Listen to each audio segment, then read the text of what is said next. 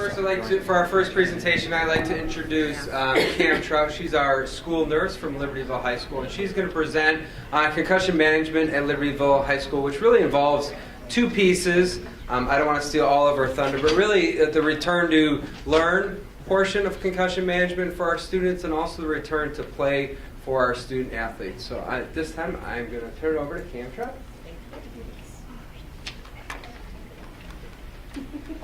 Good evening. Thank you for inviting me here. My little disclaimer is that even the school nurse gets a little sick from time to time. So I have a little bit of a head cold, so I have my tea here, and I kind of know what it feels like a little bit. Every time I get a good solid head cold, I kind of know that foggy feeling that some of our students experience with a concussion. So speaking from experience, it's not fun. So bear with me as I share our story here at Libertyville High School. And I also wanted to start by just thanking the staff, thanking the district, the staff here at LHS. You know, without their support, it's a team. This is a team thing that we're doing here. It is definitely not a one-person show. So on behalf of those that I do this with, I want to say thanks for your support and helping us do what we do and taking care of our kids every day. So to get going, because I know you guys have got a lot going on, I'm going to move us along here. The first couple of slides I'm going to buzz right through. I know you're going to get the presentation after I'm done, so you have some opportunities to read through a little bit more if you're really interested in concussions like I am. And I am more than happy to answer any questions too as we go. Just suffice it to say that there are at least 4 laws out there in the state of Illinois alone on concussion management and care. So as you all know, we are dictated a lot by what we do, by the laws and the policies. So not just evidence-based practice, but the laws that we have to make sure that we're adhering to every day. And then I've got some information about prevalence from a national standpoint. And good old definitions of a concussion. These are the 2 resources that I would highly recommend. They are always up to date. They're always evolving in their definitions as well. And symptoms, I think we're pretty well versed on the typical symptoms and recovery. And again, I can go into this further.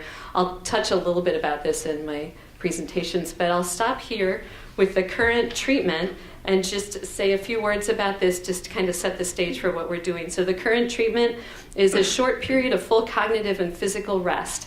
That's where you start with, and that's very much shortened. Gone are the days where you stick somebody in a dark room for a very long time, for weeks on end until they're symptom-free. They're saying now that's not a good idea, and as they put it to the kids, it messes with your head on a whole nother level when you're stuck in a room all by yourself and you can't look at your phone and you can't look at the TV and you can't look at your screen. Imagine for an adolescent what that feels like. So, or us when we're not feeling well and we're stuck at home.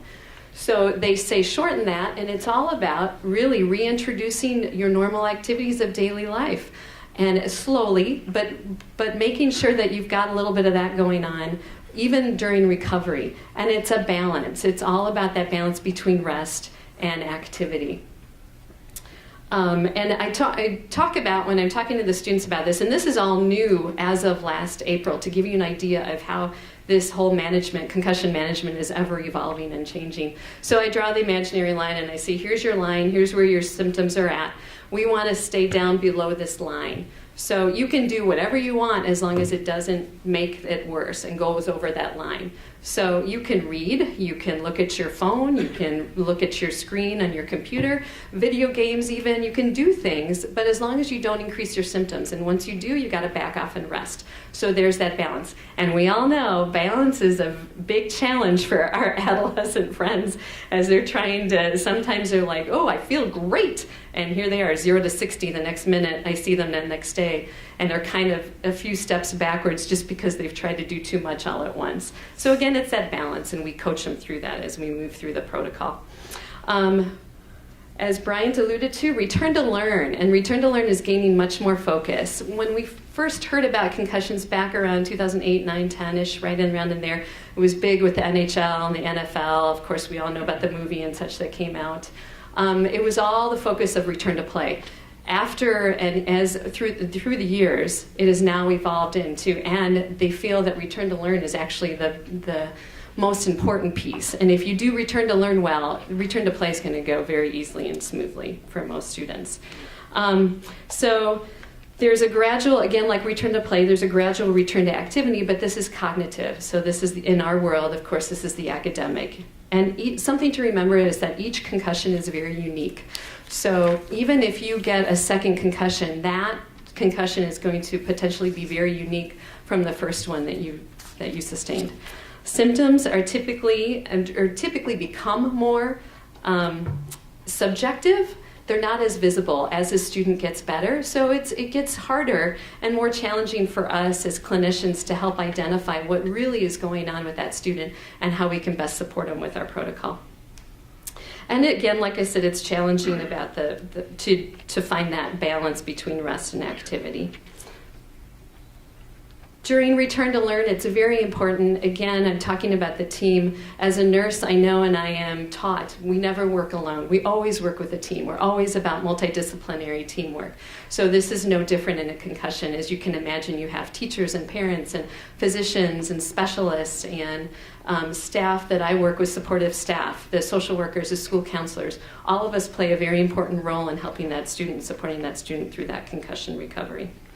Even when the student can tolerate a full day of school, some accommodations still might need to be in place for that student. And return to play. I won't talk about this very much because I think we're all pretty familiar with this as well. So let me share a little bit of the background of how this came to be and where I come from and my approach.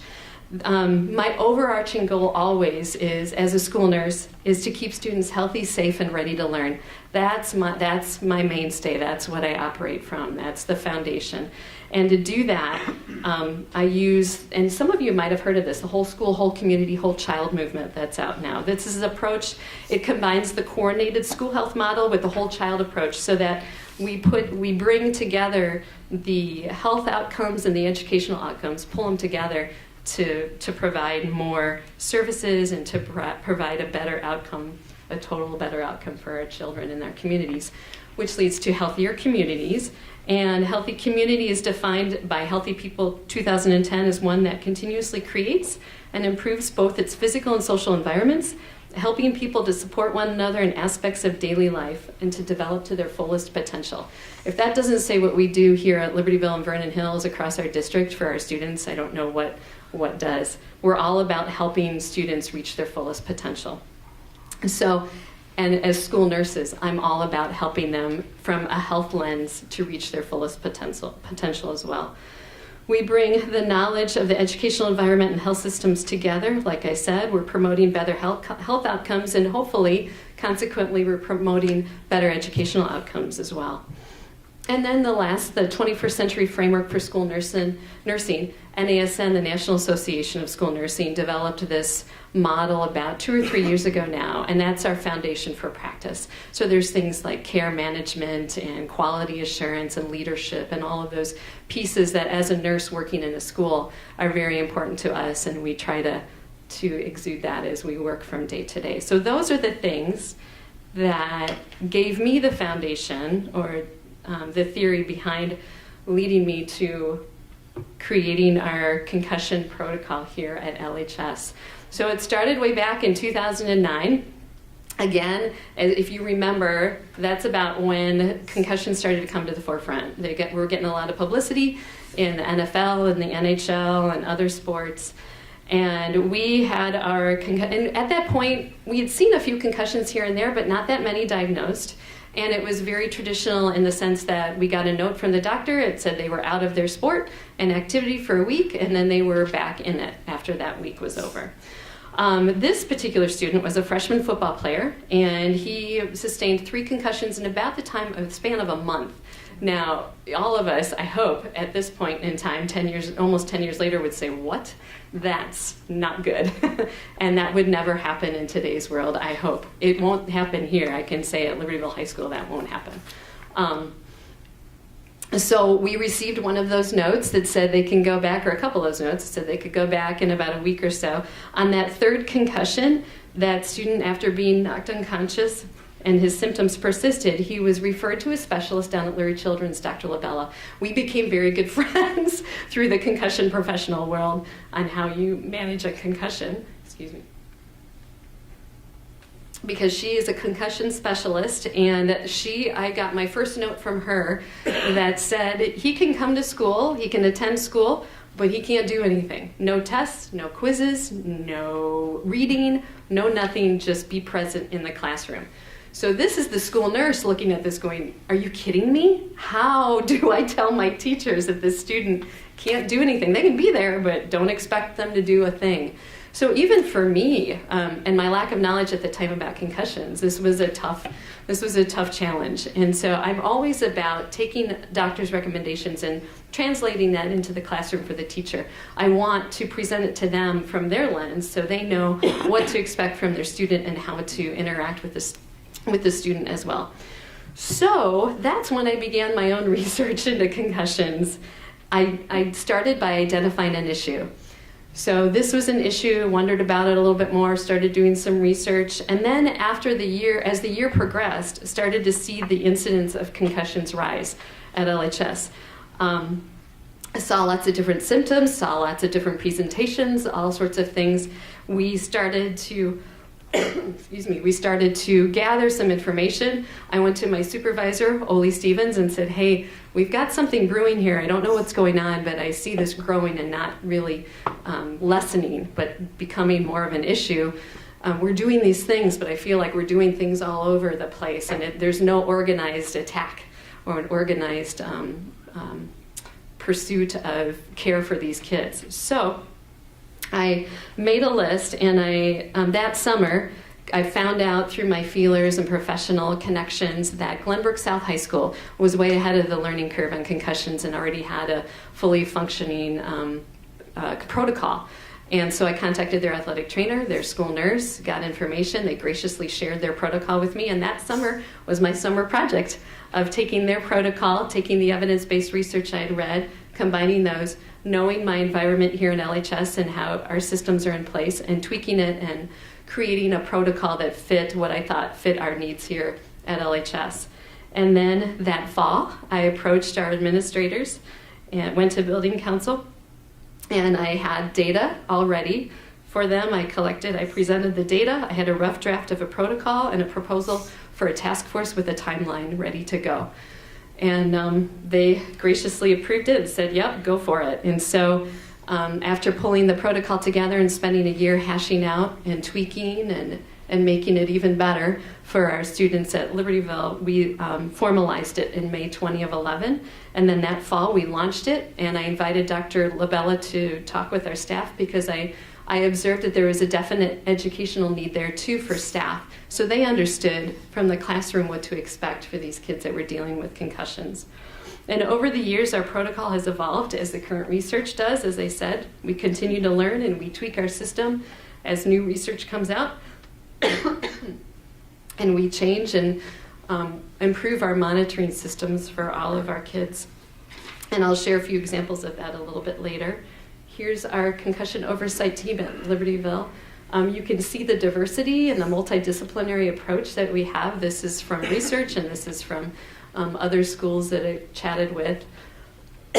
Just making sure that all the different areas are a part of our oversight team, and that's part of one of the laws is that we have to have an oversight team in place. Thankfully, we already had our task force ready to go, and so we just switched over and became the official oversight team. So a question that I was asked by Brian is to describe what our progression is once we find out about a diagnosis or there's a report of an injury. So this is what we do. We get the report from a couple of ways. The athletic trainer we might get it from. We might get it from the actual coach through their reports, their head injury reports. A parent might call us or the LST, and the LST has been fabulous about calling us. They now know that the terms head injury and concussion, and those are buzzwords for them, and they give us a call in the nurse's office. So we can do some follow-up, and then we either call the student if they're in school, we call the student down to talk to us about how they're feeling. We assess their symptoms, and if they have been diagnosed, we take the appropriate steps, and if they haven't, then we might be recommending some follow-up with the parents at that point. The idea is that we want to try to notify the student and the family as soon as possible, because we know then we can talk to them about that shortened time of rest, and we can explain what the protocol looks like. We can share what a concussion looks like and symptoms to watch for and things to watch for in those early times, because you may not see the symptoms right away. They sometimes evolve over a period of time. And what we've developed this year to try to protect the student and to help the teachers, if we don't have a diagnosis and we're kind of not sure how things are going, the student seems okay, but we know that as the day goes on, they might start to feel some symptoms. We give them a note to share with their teacher. We call it a teacher pass, and it's been working terrifically for us for that little window of time where we may not have a diagnosis, but we think something's going on. Excuse me.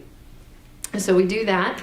And then if there's a diagnosis, or we're very certain that there's going to be a diagnosis, then we're notifying teachers through an email. And it's not just teachers. I have a set email, standard email, that explains what a concussion is, explains very briefly the overview of the management of a concussion now.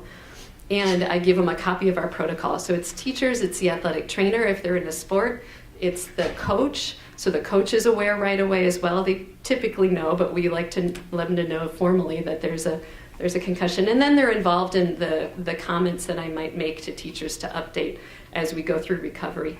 The athletic directors as well, so they can support the coaches if they have any questions, or athletic trainers along the way. We also, if they're in band or if they're in fine arts, I include Dustin Helvey, our fine arts director, as well, so he can take care of things from that end if there's any concerns or things that I might not be aware of or activities that are coming up. Social worker, school counselor, all of those people who are critical to that student in their concussion recovery. First day back for the student, they come directly to us. We talk, we explain the protocol to them. Hopefully they understand it. You never know, that first day back, they're a little foggy still, so it's a constant coaching and chatting with them daily. We do a daily check-in with them. We have a Google Doc that we've created. We use that as our assessment tool. It's a 0 to 6 rating. Rate your headache, rate your nausea, rate your processing, rate different aspects of a concussion symptom, so that we have a better idea of what they're feeling. Because we all know if we ask a teen how they're feeling, they just might say, okay, I'm good. And we want a little bit more. And this tool really helps them express themselves and share with us how they're feeling. Once the student is symptom-free and they get a note from their doctor to clear them, if they're an athlete, they get to start the return to play progression with the athletic trainer. If they're not an athlete, but they're in PE, and we've received that clearance, then we're going to work with, we don't have a formalized system for return to play in PE. And at the grade schools, you'll hear about this issue with recess. How do you return a student safely to recess if they're younger? There's nothing in the law, and there's not a lot out there in best practice or research except to say if they're returning to physical activity, they should go through some sort of return to play activity. So we talk with the PE teachers and find out what the current activity is. We find out if we can get them on a stationary bike, maybe in the cardio room if they're near there and they can be monitored. They do a little bit there, they come back, they report to us. We go through our steps of asking them how their symptoms are, and when we progress them that way. It's a little more informal, but we still, we are on the side of caution. We're very conservative with that because it's not a formal return to play process. And we want to make sure, again, safety. It's all about safety and making sure that kids return safely to their activities. If the symptoms are prolonged beyond the average 2 to 3 week recovery period, then we're looking at something different. We might be chatting with the parents and their primary physician about seeking out some specialist care and support. There might be some therapies. You might have heard about vestibular therapy, physical therapy for a concussion, that's balance therapy or vision therapy, some things like that that might help speed along that recovery time. And we're also, in the back of my mind, I'm starting to wonder, is this kid going to need a 504? Is this really going to be prolonged? We are terrific here at LHS about supporting our students, accommodating their needs.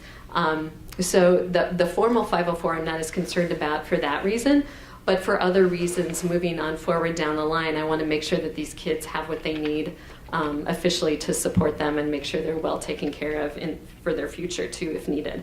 IEPs are very rarely needed. We had one student that had that potential for an IEP, and that was a very, very traumatic brain injury and other things going on along with the concussion. So So another piece of this whole process is evaluation. For me as a nurse, this is a very important part of any process of anything that we do. We're constantly evaluating and tweaking and improving. It's very important in this protocol, and I've alluded to that, how we're looking for ways to always update and stay current with what we do.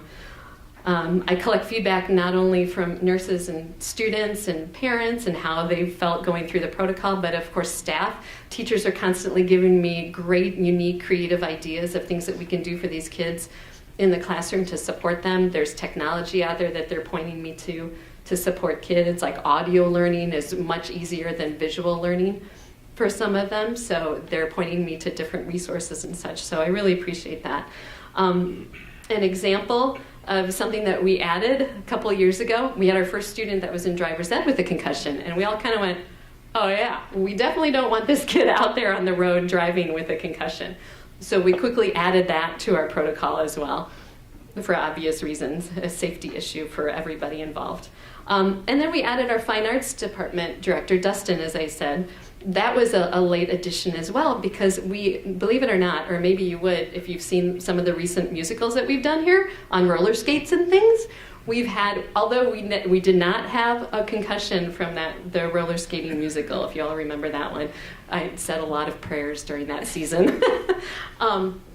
But we did have some concussions from musicals, so for various unusual reasons. And so that presented a whole different level of challenges with rehearsals, practices, what's required, keeping those kids safe, giving them the ability to rest and not feel the pressure of having to attend a performance or a rehearsal that would go to 9 or 10 o'clock at night. So those are the kinds of things that we constantly are looking to tweak and add to our concussion. Concussion protocol. We meet at least once a year, and we do that either by email or we meet in person, which I think we'll do this year just because we've got some other things that I want to talk through in person, some challenges that have arisen. So it's really, I love our group. I love what we do. I'm so proud of, like I said, the entire staff that has played a role in this, from being a student's teacher to being on the concussion oversight team. Now the statistics. I know you all are really interested in statistics and where we're at with our concussions. So really, truly, overall, we definitely hit the mark in the national averages. So I've collected statistics that going all the way back to 2009. So we've seen 470 concussions come through our office in that time. And you'll see, I think it comes out pretty well. The blue is the total concussions. The athletic is the red, I believe. And then the non-athletic is the shorter one. So you can see athletics plays a critical role in concussions in our school, and really, truly across the board. That's where you'll see the most concussions, of course. Concussions by grade and gender, just an interesting stat. Girls are definitely, they see more concussions in girls. And most of the articles that I read, that's just across the board, and there's lots of theories for that.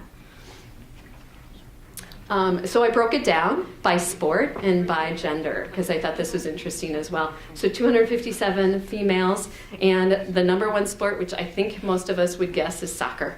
So, and then cheer. And cheer is just starting to come through in stats, in research when you read it. It hadn't been there before. Volleyball and home, things that happened at home or outside of the school. Basketball, car accident. And so you can see water polo is on the rise too as more and more girls get involved.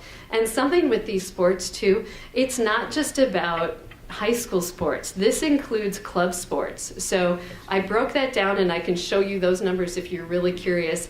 That is growing. So we're starting to see that. And kids are playing sports year round.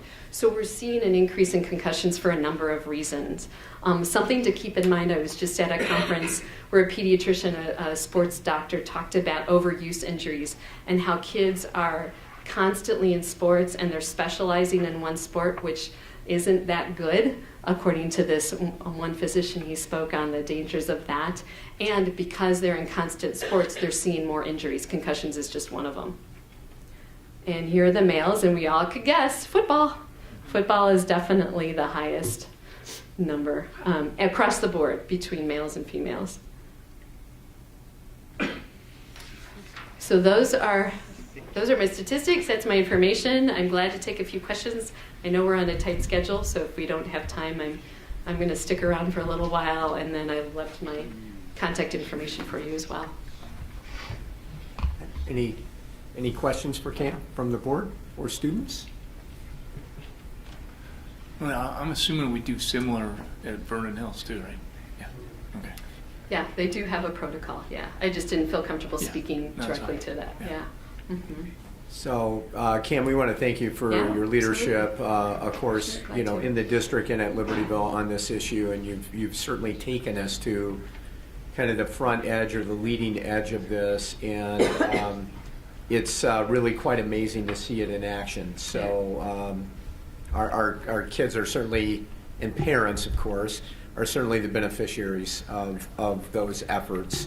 And I know that as more research continues to develop, that your group will do exactly what you talked about doing tonight. It will fold that in. It will make additions wherever they need to be. So we just want to thank you for everything that you've done, okay? Sure. Thank you.